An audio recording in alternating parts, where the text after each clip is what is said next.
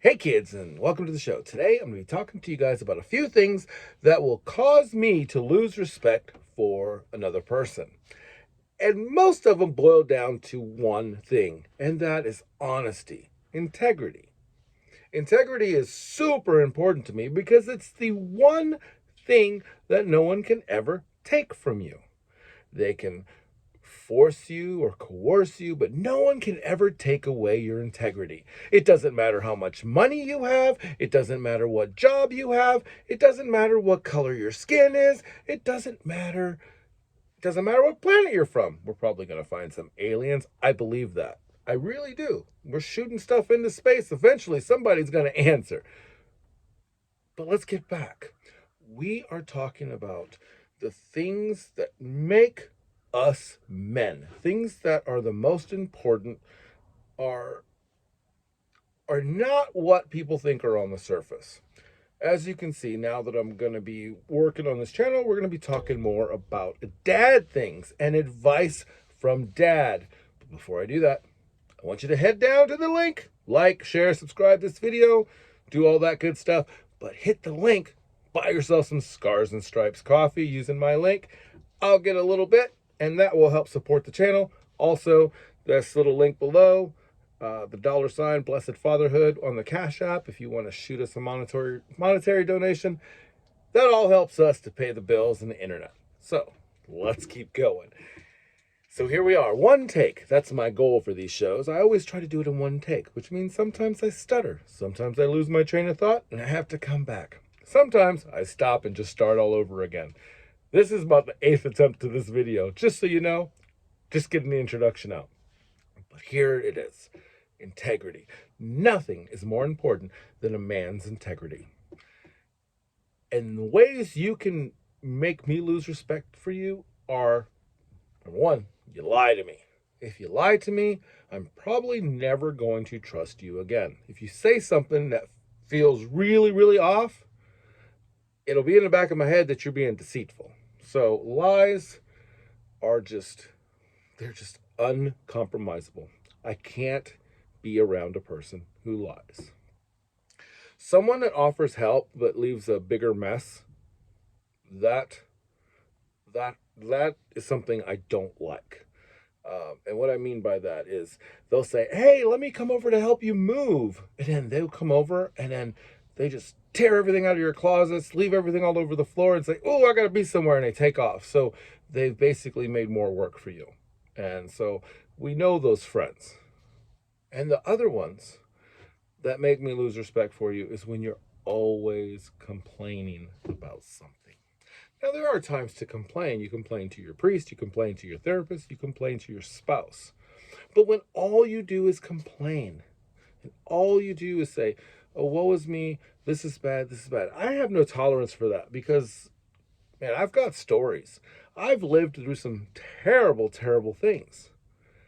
Most of the things that you tell me you're going through, as hard as they are for you, if you're not coming to me for help, you're just coming to me to complain, you're not doing anything about it, I don't want to hear it.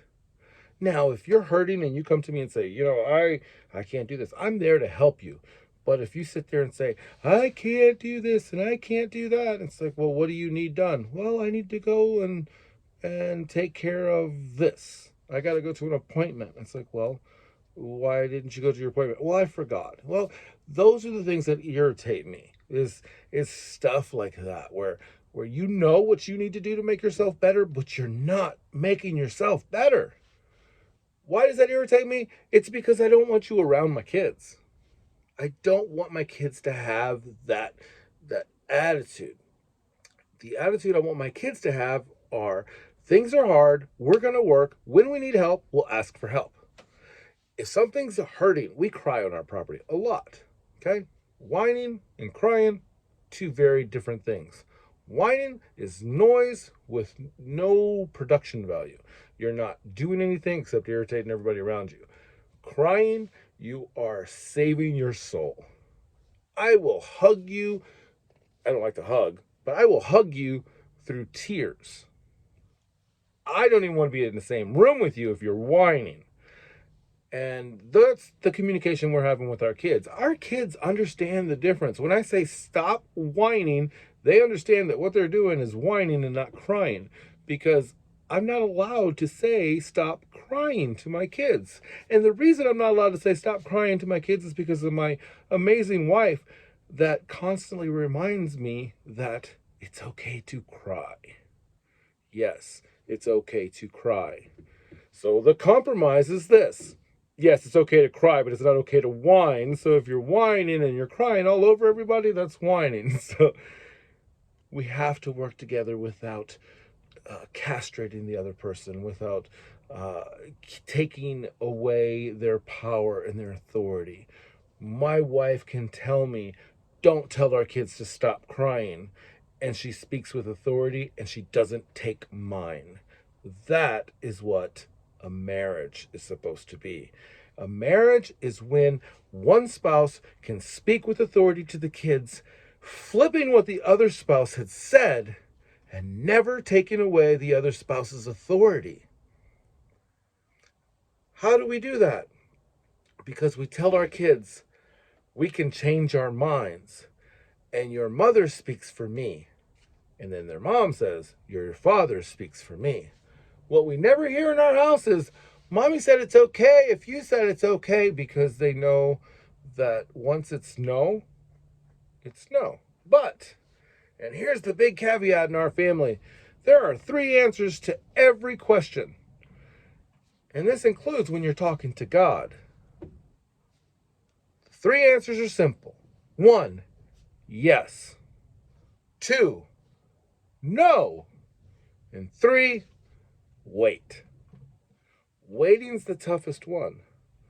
We don't use maybe in our house because maybes are usually yes. When we say wait, we talk about God's love and God's timing. Sometimes when we say wait, it's not a no, it's a you need to save money for that if you want that toy, because I'm not buying it for you, so this is the wait. You're going to wait for Christmas, you're going to wait for your birthday, or you're going to wait until you earn the money. Wait. Wait can sometimes be no, and sometimes it can be yes. But the important thing is that we take that moment to wait. Waiting is something that our society has lost, and real men can wait. We are patient because love is patient and love is kind. Doesn't boast. You know the rest of that, right? So, until next time, love your family, love your spouse, love your kids, work hard, be kind, and have fun.